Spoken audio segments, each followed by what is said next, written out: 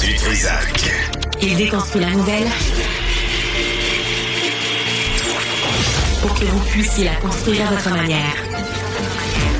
La Fédération québécoise des municipalités, comme l'Union des municipalités, veulent augmenter les taxes aux citoyens. Ça commence bien l'entrevue. Il y a aussi 5 priorités qui sont annoncées. Avec nous, le président de la Fédération québécoise des municipalités et maire de Sainte-Catherine-de-Hatley et préfet de la MRC de Memphrey-Magog, Jacques Demers. Monsieur Demers, bonjour. Oui, bonjour, Monsieur Dutrisac. Ouais, là, on parlera de l'augmentation de taxes, mais parlez-nous d'emblée, parce que vous avez les mêmes inquiétudes, des 5 priorités annoncées par vous. D'abord, la première, celle qui coûte rien, puis même fait économiser de l'argent au gouvernement, c'est le moratoire. Tout ce qui est fardeau fiscal, administratif, au lieu d'en rajouter et avoir à vérifier des choses qu'on considère inutiles, je pense que ce côté-là, il faut le regarder rapidement. On parle des municipalités, mais on parle aussi des PME, des petites, des moyennes entreprises, puisque souvent on est inclus dans de la vérification qui se ressemble beaucoup. Il y a beaucoup de choses à enlever de ce côté-là. Je pense qu'on est prêt à faire des démonstrations desquelles qu'on pourrait éliminer. Avez-vous des exemples de ce genre de règles? On avait une rencontre encore hier avec le ministre des Affaires municipales qui nous parlait d'une possibilité de rajouter une donnée qu'on voudrait avoir. À chaque fois qu'on les rencontre, qui veulent des données, on dit oui, mais ça va prendre 15 minutes. On oublie de penser qu'il y a 1100 municipalités, puis que les 15 minutes, à toutes les fois qu'on en met un, c'est 275 heures. Puis ça, je parle pas des plus grandes municipalités qui, eux, c'est sûrement encore plus long parce qu'ils ont beaucoup plus de données à corriger et à regarder de ce côté-là. Mais qu'est-ce qu'ils veulent savoir? Tout. Et je pense que tant qu'on n'aura pas des gouvernements de proximité qui sont réellement des gouvernements où à chaque fois qu'il se passe quelque chose dans une municipalité au Québec, ça tombe directement sur le bureau du ministre. Puis là, après ça, il veut savoir ce qui se passe dans les 1100 municipalités. OK, donc, c'est ça qui n'a pas de bon sens. Je vais mettre des mots dans votre bouche, M. Demers. Vous êtes tanné de vous faire infantiliser par le provincial. Totalement. Puis particulièrement quand que c'est de l'argent qu'on taxe à nos citoyens. La reddition de comptes devrait être vers les citoyens, pas vers le gouvernement. Bonne Je idée. comprends quand on demande de l'argent du gouvernement, c'est une autre chose. Il faut expliquer où est-ce qu'on s'en sert et de quelle façon. Mais dans ce qui est en lien avec nos citoyens, on viendrait de libérer déjà beaucoup de temps de notre personnel. OK. Deuxième priorité, Jacques Demers, investir collectivement pour rebâtir nos infrastructures municipales essentielles. Oui. Il y en a pour 31 milliards en déficit d'entretien, là. Oui, comme faut. Puis c'est pour ça qu'on parle d'un fonds de 25 milliards de ce côté-là. Puis on arrive avec des suggestions. Est-ce que c'est les bonnes? On pourra en discuter. Mais on pense que ce fonds-là pourrait être formé de différentes choses, dont la taxe sur les services publics. Une taxe que les gens connaissent pas tant que ça. C'est une taxe sur les télécommunications, particulièrement Hydro-Québec, qui est peut-être 95% de ça. Historiquement, payait une taxe foncière envers les municipalités. Ça avait été corrigé par ils payaient du foncier comme tout le monde. Là, en arrêté, il y a eu une taxe de services publics qui maintenant n'est plus versée d'aucune façon aux municipalités, mais que le gouvernement se l'approprie. Et même dans le dernier budget, on voit les augmentations de cette taxe-là de 2027 à 2035. On pense qu'il y a une partie du fonds qui devrait venir de ce côté-là. Mais vous savez que si vous taxez, vous demandez des taxes à Hydro-Québec, Hydro-Québec va nous refiler la facture. Vous le savez, M. Demers. Oui, mais ces taxes-là sont déjà versées. Hydro-Québec les verse envers le gouvernement. Vous avez raison, c'est une roue qui tourne, mais vous comprenez qu'on nous a enlevé des taxes foncières, puis on se les approprie, puis même on les augmente sans servir du tout aux municipalités. Si on dit, me semble qu'on devrait regarder ça comme la taxe sur l'eau, là, le 37 $ par million de litres. On se dit, quand on se compare un peu avec ailleurs, on parlerait au moins de 150 $ qui équivaut pas à un sou du litre. Là. Ouais. L'impact est minime, OK, mais je vous arrête là-dessus. Là. On va continuer sur vos priorités. Mais ça, là, les redevances de l'eau, c'est pas ça, c'est des revenus que vous pourriez demander aux embouteilleurs qui viennent pomper l'eau du Québec et qui nous la revendent à nous autres. Là, ça nous appartient. Mais ils nous revendent ça sous forme de soda ou de bière ou de même des bouteilles d'eau. On est un peu sans dessin dans notre gestion de l'eau. Assez incroyable. Puis voir que c'est minime ce qu'on demande de ce côté-là. Là. Quand on parle pas d'un sou par litre, là, on se comprend que ça n'aura pas d'impact sur le citoyen, mais ça n'aurait sur les revenus, par exemple, qu'on pourrait aller chercher pour le fonds. Et OK, troisième priorité de la Fédération québécoise des municipalités, garantir aux régions l'accueil d'un nombre suffisant de nouveaux arrivants pour maintenir le poids démographique. Oui.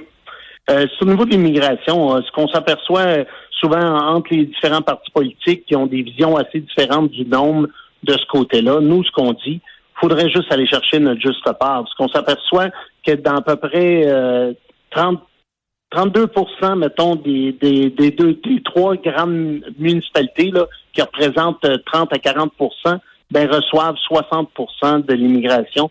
Quand on sait que les endroits qui sont urgents de ce côté-là, qu'on parle de la Côte-Nord, qu'on parle quand même de, je pense, 12 régions d'ici 2050 qui seront en diminution. Ouais. Fait qu'on n'est pas tant à parler du nombre que de dire les pourcentages de ceux qui arrivent. Puis quand on nous parle de francisation, l'immersion va se faire assez rapidement de ce côté-là dans l'ensemble des régions. OK, mais seriez-vous d'accord, M. Demers, à obliger les immigrants de ne pas s'installer à Montréal, mais d'aller en région? Ben, je pense que les immigrants, il faudrait d'abord leur expliquer, puisqu'il y a des immigrants dans chacun des pays qui viennent des milieux ruraux, qui vont être contents de venir en milieux ruraux. Puis il faut arrêter de les stationner à Montréal pendant un laps de temps, puis après ça, leur demander de se déraciner une deuxième fois. C'est vrai. Je pense que de cette façon-là, on devrait être capable d'avoir des gens qui vont être heureux puis qui vont contribuer sérieusement à nos régions. OK. Quatrième priorité, transférer 5 000 emplois supplémentaires en région pour mettre fin à la concentration des services publics. Vous comprenez que vous êtes à l'encontre de Santé Québec et de toute l'approche du gouvernement caquiste. Oui, puis on sait qu'il y a de plus en plus du télétravail de ce côté-là. Puis c'est une promesse du gouvernement, supposément que présentement, il y en aurait 5400, qu'on a de la misère quand même à identifier.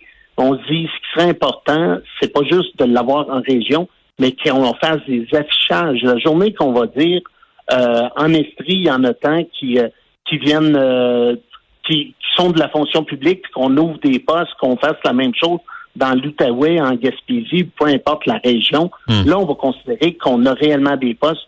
Là, je pense qu'on les a maquillés parce qu'il s'est fait beaucoup de télétravail, puis ces gens-là sont à la maison. C'est plus que ça qu'on voudrait, c'est que ça soit des postes affichés, des endroits qu'on puisse, de façon concrète, vérifier le nombre. Et compléter la couverture du réseau cellulaire dans toutes les régions, ça relève du privé. Ben, en partie. Si on aurait dit ça pour l'Internet, on n'aurait pas terminé aujourd'hui. Ouais. Si on voit les sommes qui ont été investies de ce côté-là, ça fait une différence. Puis on pourrait dire que le fédéral aurait un grand bout à faire sur cette section-là. On a eu, il y a une députée qui travaille justement sur un projet de loi de ce côté-là au niveau fédéral. Je pense que Marianne j'oublie. Député de Sherbrooke, qui travaille sur ce dossier-là, dans Durand. Je me dis, il faut l'aider de ce côté-là pour au moins aller chercher l'argent. Mais si on peut faire comme avec l'Internet, vous vous souvenez qu'il y avait eu plus de 400 millions qui est venu du fédéral, mais ça a été fait par le provincial. C'est une responsabilité, le CRTC, tout ça, c'est une responsabilité fédérale, mais que si on veut que ça avance, on s'aperçoit qu'on est mieux d'approcher le citoyen puis d'avoir les gouvernements plus proches. Ouais. Monsieur Demers, on a vu Mme Jérôme Forget, Monsieur Marceau, qui arrive avec des grands concepts d'économie. On augmente les taxes foncières. Vous comprenez qu'on n'en peut plus, là. On veut plus l'entendre, ça. Cassez-vous les nénettes, trouvez des nouveaux revenus, mais arrêtez de nous écœurer avec des nouvelles taxes, on n'est plus capable. Vous avez tellement raison. On n'en veut pas de taxes, on n'en veut pas d'impôts, puis en même temps, on regarde des infrastructures qui n'ont aucun bon sens. C'est pour ça qu'en tant que fédération, on met sur table des possibilités qu'on peut se parler. Il y en a peut-être d'autres. On a la chance là, de rencontrer dans les 2 prochains jours quand même l'ensemble des préfets du Québec et les chefs de tous les partis. C'est là-dessus qu'on veut les entendre. S'il y a des meilleures idées, il y a une meilleure façon, mais on peut plus se permettre d'avoir des infrastructures qu'on pousse vers l'avant qui fonctionnent plus à bien des endroits. OK. Si je vous dis, moi, je peux vous donner 166 millions dans le reste du Québec et 180 millions juste à Montréal. Est-ce que ça vous intéresse? Ben, ça dépend. Est-ce que d'abord, il faut le libérer pour de vrai? Non, mais je vais vous le trouver, moi, M. Demers. Je vais vous le dire comment. Là, tout de suite. Je vous écoute. Moi, je suis toujours intéressé par l'argent. Je vais vous écouter. Mettre fin à l'exemption de taxes foncières pour les lieux de culte.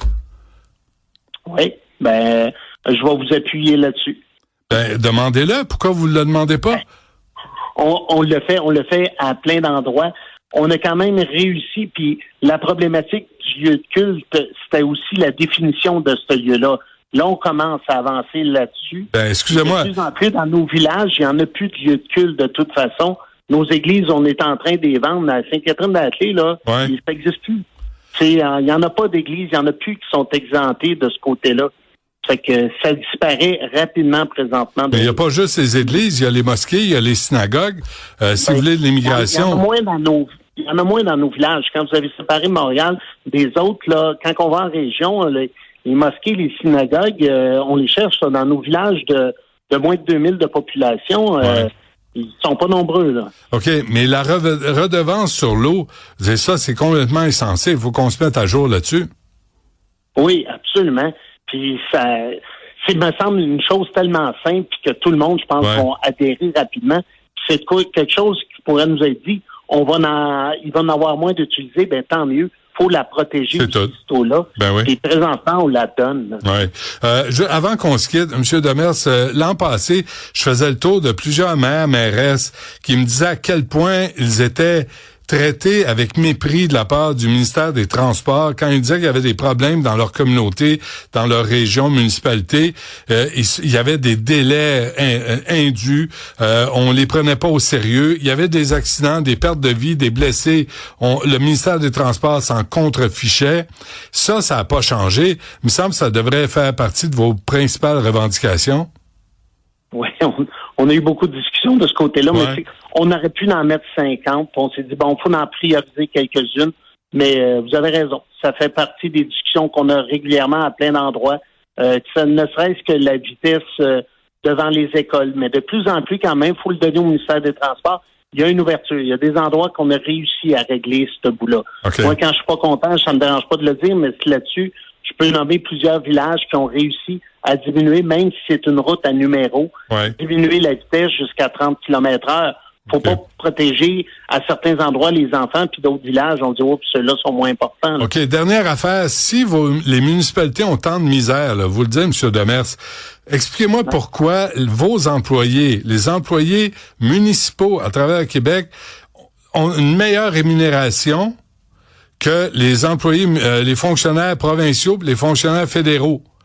À un moment donné, les fonctionnaires municipaux gagnent plus avec une meilleure fonds de pension, meilleures conditions de travail que tous les autres fonctionnaires. Faites le ménage là-dedans? Ben, c'est une belle question parce que dans les faits, si vous regardez les chiffres là-dessus, ils ont sûrement pris le 20, 30 ou 50 municipalités au Québec. Ils n'ont pas pris les 1100 municipalités.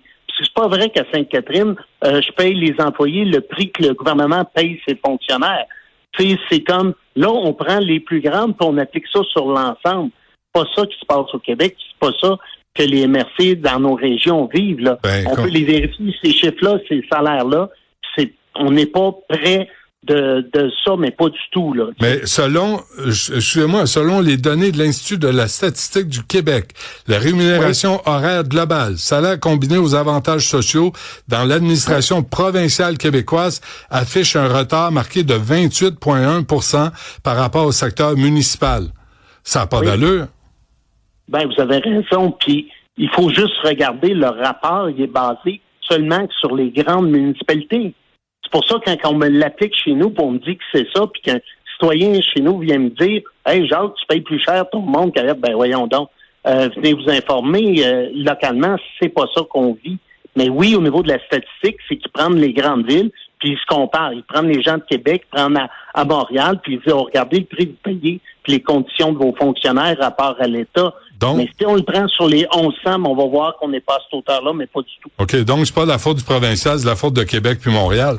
Les grandes villes ont un impact, puis ils ont besoin de garder leur monde, puis je vais les laisser défendre leurs arguments, mais je peux pas permettre de dire que chez nous, je paye mes fonctionnaires plus cher que le provincial, parce que c'est pas vrai. Là. OK, on se laisse là-dessus. Bonne chance, M. Demers. Merci d'être venu à l'émission. Merci à vous. Au revoir. À bientôt. Au revoir.